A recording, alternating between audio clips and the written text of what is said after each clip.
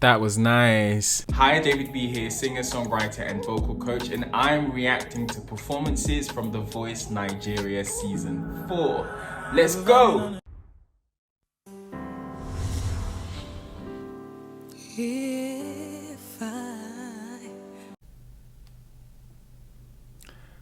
Whitney Houston. Bruh. Rest in peace, Whitney Houston.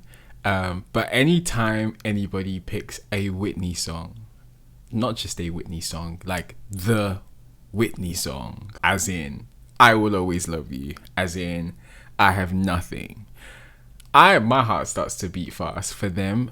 Not only because they are challenging songs, it's more the fact that they're so popular that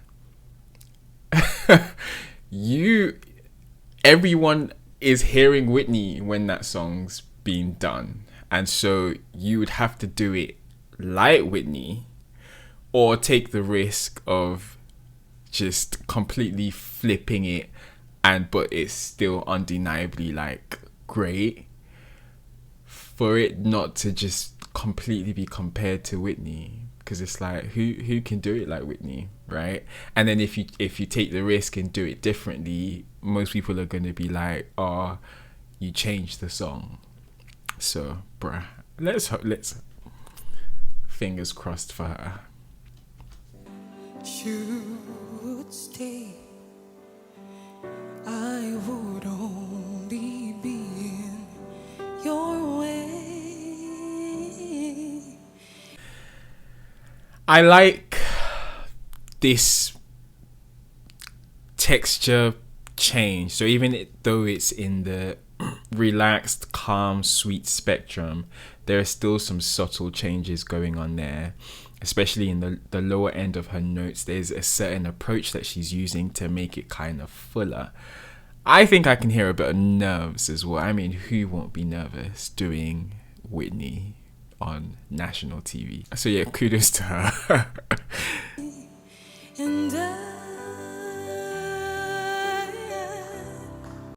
There's a crescendo going on there. I like that.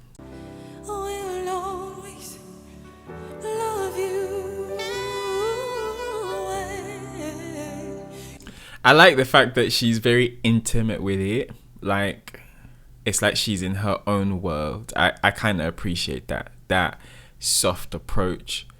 Like, she's really feeling what she's saying, and she's not just going through the motions of singing the song. It's kind of like this means something to her. I like that intimacy. And even just, I didn't talk about it earlier, but I liked I can't remember the lyric, but when she said something, should stay, I like the emphasis on that word, stay. Like, even though I didn't talk about it, it stuck with me. You get the point? I really like that.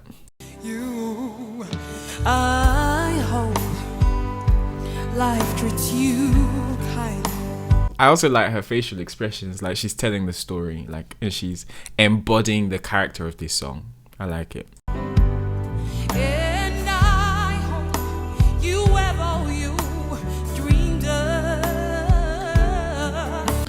Okay, that love. Maybe I've heard it too much in this episode that I'm like kind of tired of it. So yeah, she's taking she's the scapegoat for me saying no. Personally, I think we didn't need that pulse thing there. And I wish you joy and happiness.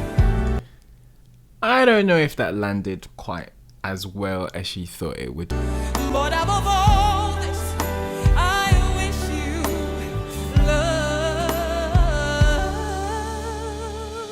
That was nice. I like that switch, that skip in her register. That was really, really nice. I like her storytelling, just even her carriage, the way she's like moving her face and hand on her belly, and she seems in control. So at this point, even though I feel like I saw some nervousness at the beginning, definitely by this point it's gone. Like, I don't see any trace of that. I don't see any trace of nerves anymore. So kudos to her.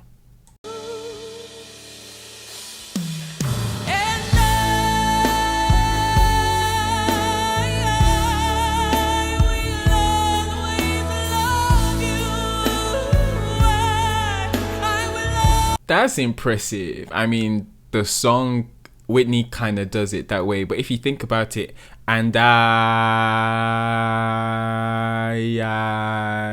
will always love you, and in that you, it's like a registration switch. The point I'm trying to make is she's holding all of that in one breath. That's not necessarily easy, and for you to, it's not, obviously not impossible. What I'm trying to say is a lot of people aren't even thinking of their breath management for longer phrases. For her to be able to do that with so much ease, it means that she'd rehearsed and she knew exactly where she wanted to take a breath. And so when she came to the end of that phrase, it didn't feel like she was dying because she had planned it out. She knew how much breath she would need to inhale, how much air she would need to inhale, and just how much she would have to manage that airflow on the way out, that exhalation. So that's good.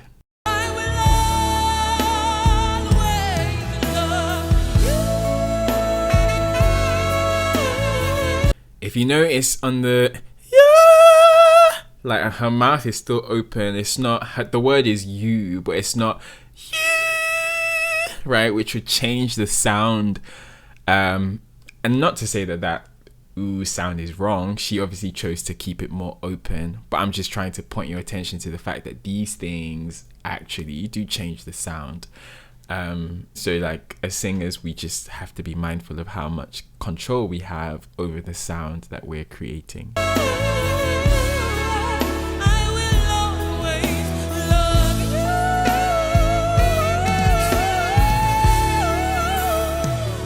Nice attempt, saw where she was going. Execution wasn't 100. And there's so many factors responsible for that. I don't know. Maybe she didn't plan this part. Maybe that wasn't what she'd rehearsed to do. And so now there's that sort of hesitation. And sometimes when you don't rehearse exactly what you're going to do, especially on stages like this, you could potentially not execute 100%.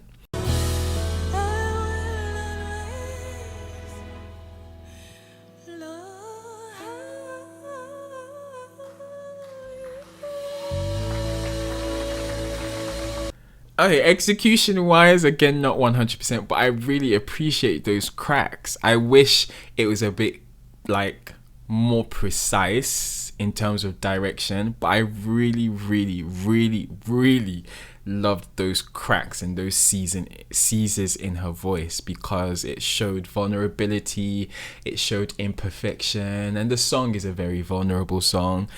And I don't know if she acts, but I think that she would be a really good actor, because I'm watching her, and if the volume of this was on mute, if it was all the way to 0, I feel like I would still feel the emotion just by watching her. And not that many people can do that so effortlessly. So, salute.